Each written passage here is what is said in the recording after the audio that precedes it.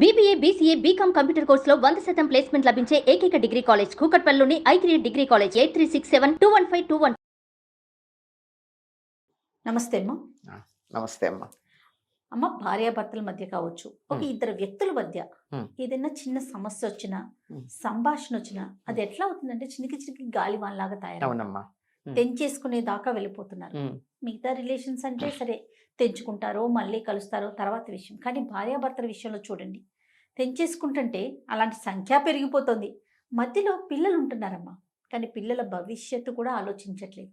ఏదైనా స్వార్థం సమస్య వచ్చినప్పుడు, ఏదైనా మాట వచ్చినప్పుడు ఏ విధంగా బిహేవ్ చేయాలంటారు? అమ్మ, మాటకి మాట తెగులు, నీతికి నాచు తెగులు అని ఒక మాట ఉంది. మాటకి మాట తెగులు, తెగులు అంటే రోగం.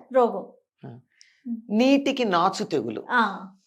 నీళ్లలో నాచు పెరిగేటప్పటికి నీళ్లకు లాంటి వాసన వస్తుంది. కరెక్ట్ చెప్పారు. ఇది సామెతమ్మా, ఊరికే రాలేదమ్మా, ఊరికే రాలా. ఇప్పుడు ఎవరైనా కోపంతో ఒక మాట మాట్లాడారు అనుకో, కాసేపు ఊరుకుంటే అయిపోలా. ఎందుకు మాట్లాడతారు? కోపాన్ని ప్రదర్శించటానికి గట్టిగా మాట్లాడతారు. లోపల ఉన్న ఆవేదన, ఆవేశము, ఆవేగము, ఉద్రేకము ఇలాంటివి ఎన్నో ఉంటాయి కదా. ఇవన్నీ మాటల ద్వారా ప్రకటించేస్తే లోపల ఖాళీ అయిపోతుంది. దాన్ని ఇంగ్లీష్లో ఏమంటారు, వెంటింగ్ అప్ ద ఫీలింగ్స్ అంటారు. భావాలన్నీ వ్యక్తీకరించేస్తారు. వ్యక్తీకరించేయండి, అప్పుడు ఖాళీ అయిపోతుంది, ప్రశాంతమైపోతుంది. ఇప్పుడు పూర్వకాలం ఈ బొగ్గు ఇంజన్లున్న రైళ్లు ఉండేవి. వాటిల్లో అక్కడక్కడ ఆపి ఆవిరి ఎక్కువైతే బయటకు వదిలేస్తూ ఉండేవాళ్ళు కదా. లేకపోతే ఏమవుతుంది, వీళ్ళు దాన్ని అదుపులో పెట్టడం కష్టం, దాని స్పీడ్ అదుపులో పెట్టడం కష్టం, నీటి ఆవిరి బయట వదిలేయకపోతే కనుక దాన్ని ప్రెషర్ వదిలేసేయాలి. మనం ప్రెషర్ కుక్కర్లో కూడా ఎక్కువైతే పైన నీళ్లు పోసి దాంట్లో ప్రెషర్ చేస్తాం కదా. లోపల ఏదైనా ఒక భావోద్వేగం కలిగినప్పుడు ప్రెషర్ పెరిగితే మాటల ద్వారా బయటకు వస్తూ ఉంటుంది. ఈ మాత్రం అర్థం చేసుకోవచ్చు కదా. ఆ ప్రెషర్ అంతా బయటికి రానిచ్చేయండి, ఖాళీ అయిపోతుంది. అప్పుడు మనం చెప్పదలుచుకుంది చెప్పచ్చు. చాలా సందర్భాలలో ఒకళ్ళు ఆవేశంగా మాట్లాడుతూ ఉంటే రెండో వాళ్ళు ఊరుకున్నప్పుడు 100% సమస్యలు పరిష్కారం అవుతాయి. అంచేత ఊరుకోవాలి. నేను ఊరుకోలేమే, మనకి పెరిగిపోతూ ఉంటుంది ఆవేశం. ఇది మనం వాళ్లతో ఉన్న సంబంధ బాంధవ్యాలని కొనసాగించదలుచుకుంటే మాత్రం ఊరుకోవాలమ్మా. తర్వాత చెప్పచ్చు, మీ అభిప్రాయం చెప్పడానికి మీకు అవకాశం ఉంటుంది, ఉండకపోదు కదా. తర్వాత చెప్పచ్చుగా నెమ్మదిగా. వాళ్ళు పశ్చాత్తాపడము, సమర్థించుకోవడము వాళ్ళ స్థాయిని బట్టి రకరకాలుగా చేస్తారులేండి. ఒక్కొక్కళ్ళు ఒక్కొక్క రకంగా, అందరూ ఒకే రకంగా కాదు. వెంటనే సారీ అనేరు, నేనేదో అన్నాను అనుకో అని ఇలా రకరకాలుగా సమర్థిస్తారు. ఏదన్నా కానీ రిలేషన్షిప్ అయితే తెగిపోదుగా. అందువల్ల ఆవేశంగా ఉన్నప్పుడు, కోపంగా ఉన్నప్పుడు అవతల వీళ్ళు కొంచెం ఊరుకోవడం మంచిది. తగ్గినంత మాత్రాన ఓడిపోయినట్టు కాదు. ఇది ప్రధానమమ్మా. మనం ఎందుకు తగ్గాలి, మనం ఎందుకు సారీ చెప్పాలి, లేకపోతే మనం ఎందుకు సైలెంట్ గా ఉండాలి? నేను మనిషిని కాదా, నాకు కోపం రాదా, ఇలాంటివి వింటూ ఉంటాం. నీకు కోపం రావచ్చు, కాదని లేదే, కానీ ఇప్పుడు కాదు, ఇంకోసారి కోపపడు. నీ కోపం ఇంకోసారి ప్రదర్శించుకో. ఇప్పుడైనా ఇద్దరూ కోపం ప్రదర్శించుకుంటే ఒకేసారి ఏమవుతుంది? ఇంకో సందర్భంలో ఎదురు చూడు, నీకు అవకాశం రాకపోదు కదా. 4 సార్లు అవతల వాళ్ళు ఆవేశంగా మాట్లాడితే మరో సందర్భంలో నువ్వు మాట్లాడి నేను 4 సార్లు ఊరుకున్నాను, ఇప్పుడు నువ్వు ఊరుకో అనే అధికారం వస్తుంది. అంతేగాని సరే మరి ఎప్పుడు ఉంటారు అనుకోండి, మూర్ఖులు, దరిద్రులు, నీచులు, నికృష్టులు ఉంటారు, వాళ్ళ సంగతి వదిలేయండి. మనం మాట్లాడుకునేది మామూలు మనుషుల గురించి. మామూలు మనుషులకు ఉండే ప్రేమలు, అభిమానాలు, కోపాలు, తాపాలు ఇవన్నీ యావరేజ్గా ఉండే వాళ్ళ గురించి మనం మాట్లాడుకుంటాం. అట్లాంటప్పుడు అంత ఆవేశపడాల్సినటువంటి పని లేదమ్మా. దానివల్ల అప్పుడు ఆవేశపడితే ఏమవుతుందంటే ఆ రిలేషను అంతటితో కట్ అయిపోతుంది కదమ్మా. అది తీవ్రమైపోతుంది, అగాధం పెరిగిపోతుంది. సో అలాంటప్పుడు మౌనంగా ఉండటమే పరిష్కారం అంటే. అవునమ్మా, మౌనేన నాస్తి కలహం అని ఒక మాట ఉంది. మౌనంగా ఉంటే తగాదా లేదు అని, కలహం రాదు అని. మౌనంగా ఉండడం అంటే నోటితో మౌనం పాటించేసి మనస్సులో ఆవేశం పెంచేసుకుని, బీపీ పెంచేసుకుని, కళ్ళెర్రబడిపోయి బీపీ వచ్చేసి దీనివల్ల ఆరోగ్యం చెడిపోతుంది.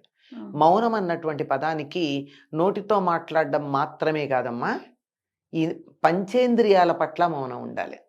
ఓహో, అది అసలు సంగతి. మౌనం అంటే- అనగానే మనం నోరిప్పకుండా ఉంటాం. నోరిప్పకుండా ఉంటాం కానీ ఇలా వచ్చేస్తే పళ్ళు పెరుగుతాయి, కళ్ళు ఎర్రబడిపోతూ ఉంటాయి, ఆవేశం లోపల, వచ్చేస్తుంది, లోపల. లోపల రగిలిపోతూ. అది కాదు. వాడు అసలు ఆవేశపడుతున్నాడా, పడని పడని ఊరుకుందని నేనెందుకు, ఆ కట్టెకి నిప్పు ఉంటే ఆ కట్టే కాలుతుంది, ఈ కట్టెకి ఎందుకు అంటించుకోవాలని ఊరుకోగలగాలి. ఆ, అది మౌనం అంటే. అంతేగాని లోపల రగిలిపోతూ మౌనంగా ఉంటాను అనుకుంటే బీపీ పెరుగుతుంది, రేపు ఎప్పుడో నర్వస్ ప్రాబ్లమ్స్ కూడా వస్తాయి. yes. అంచేత దానిని గమనించాలి, పట్టించుకోకూడదు, ఉమ్, మనసుకు అంటించుకోకూడదు. చాలా కష్టం, చెప్పడం చాలా తేలిక, అవును. కష్టం. కానీ కొద్దిగా అభ్యాసం చేస్తే దానివల్ల కలిగేటటువంటి మేలు, దానివల్ల వచ్చేటటువంటి లాభాలు చూసామంటే ఇదే చాలా మంచి పద్ధతి ఏమో అని అనిపిస్తుంది. ఖచ్చితంగా అమ్మ, ఖచ్చితంగా. ఆ కాస్త కొంచెం సేపు ఉండలేకపోతాం. ఎందుకు? వాళ్ళు ఆవేశపడితే మనం కూడా పడాలా? ఉమ్, వాళ్ళు రగిలిపోతే మనం రగిలిపోవాలా? రగలని తగ్గుతుంది. ఏమవుతుంది? నిప్పున్న కట్టె ఏమవుతుందమ్మా, కాలి కాలి కాలి కాలి కాలి బూడిదైపోతుంది, మిగలదు. అంతేగా. అప్పుడు ఆ కట్టె పూర్తిగా కాలిపోయిన తర్వాత, ఆ ఆవేశం అంతా అయిపోయిన తర్వాత మనం దాంట్లో సమిధలెయ్యొద్దు. ఆ, మన మాటలు దానికి సమిధలై ఇంకా మండడం అవుతుంది. కరెక్ట్ అమ్మ. కాకుండా దానంతటదే చల్లబడిపోయేటట్టుగా గనక ఆగినట్టయితే చాలా గొప్పగా ఎన్నో సమస్యలు పరిష్కారం అవుతాయి. అట్లా పరిష్కారం చేసేటటువంటి తల్లిదండ్రుల్ని చాలా మందిని చూశాను నేను. ఉహుం, తల్లిదండ్రులు అంటే పిల్లలు దెబ్బలాడుకుంటూ ఉంటారు, ఇద్దరు వచ్చి కంప్లైంట్ చేస్తారు, తల్లికో తండ్రికో. ఉమ్, వీళ్ళ తరఫున మాట్లాడితే వాళ్ళ కోపం, వాళ్ళ తరఫున మాట్లాడితే వీళ్ళ కోపం, రెచ్చిపోతూ ఉంటారు. అవును. కాసేపు ఉండండి చెప్తాను నేను, కొంచెం సేపు ఆగండి, ఉమ్, పనిలో ఉన్నాను అంటే వాళ్ళ నిర్లక్ష్యం కాదు, పనిలో ఉన్నా, ఈ కాస్త చేసొచ్చి చెప్తా, అదయ్యాక చెప్తా అని చెప్తే ఇద్దరు సైలెంట్గా ఉంటారు పరిష్కారానికి. ఉమ్, ఇది అయ్యేటప్పటికి ఇద్దరికీ చల్లబడుతుంది. ఆ. కానీ నెమ్మదిగా చెప్తే ఇద్దరు అర్థం చేసుకోగలుగుతారు. ఎవరిని తల్లిదండ్రులు నొప్పించక. సపోర్ట్ చేయకూడదు, ఇద్దరినీ కూడా. ఉమ్, ఇద్దరిని సపోర్ట్ చేయకూడదు. చేయకుండా కాస్త ఆగామంటే, నువ్వు ఉండు, నీ సంగతి నేను చెప్తాను, నీ సంగతి నేను చెప్తే ఇద్దరిని పరిష్కారం చేస్తా, ఉండండి అని చెప్పి వాళ్ళ మాటలు విని వాళ్ళని ఓదారుస్తూనే రేపు ఇద్దరిని కూర్చోబెట్టి మాట్లాడతా. ఇవాళ నీ సంగతి ఇది కదా, ఇవాళ నీ సంగతి ఇది కదా, రేపు ఇద్దరిని కూర్చోబెట్టి నీ ఎదురుగా వాడి సంగతి తెలుస్తా ఉమ్, అని వీడికి, నీ ఎదురుగా వాడి సంగతి తెలుస్తా అని వాడికి చెప్తే తెల్లారేటప్పటికి చల్లబడతారు. అమ్మ, కాస్త సమయం ఇస్తే ఎలాంటి సమస్యకైనా ఆ. మనసులో ఉన్న కోపం అనేది కాస్త స్థాయి తగ్గిద్ది కదా. చాలా తగ్గుతుందమ్మా. అందుకే మనం పెద్దవాళ్ళుగా ఉన్నట్టయితే ఎవరైనా ఆ, ఆవేశపడుతున్నప్పుడు ఈ సమయం ఇచ్చే పని పెద్దవాళ్ళు చేయాలి. yes. వాళ్ళు లేనప్పుడు వీళ్ళే మనం సంబంధాన్ని కొనసాగించాలి అనుకుంటున్నాం గనక కొంచెం అవతల వాళ్ళకి సమయం ఇద్దామని ఆగాలి. అది. ఆ ఆలోచన మనకు కూడా రావాలి. మనకు కూడా రావాలి. ఎవరికి ఉండాలి అంటే, ఎవరు సంబంధం కొనసాగించాలనుకుంటున్నారో వాళ్ళకు ఉండాలి. తిరిగే లేదు ఇంకా. ఇంక లేదు అసలు. అలా ఊరుకున్నట్టయితే చాలా సమస్యలు పరిష్కారం అవుతాయి. తర్వాత వాళ్ళు పశ్చాత్తాప పడకుండా ఉండరు, నోటితో చెప్పినా చెప్పకపోయినా.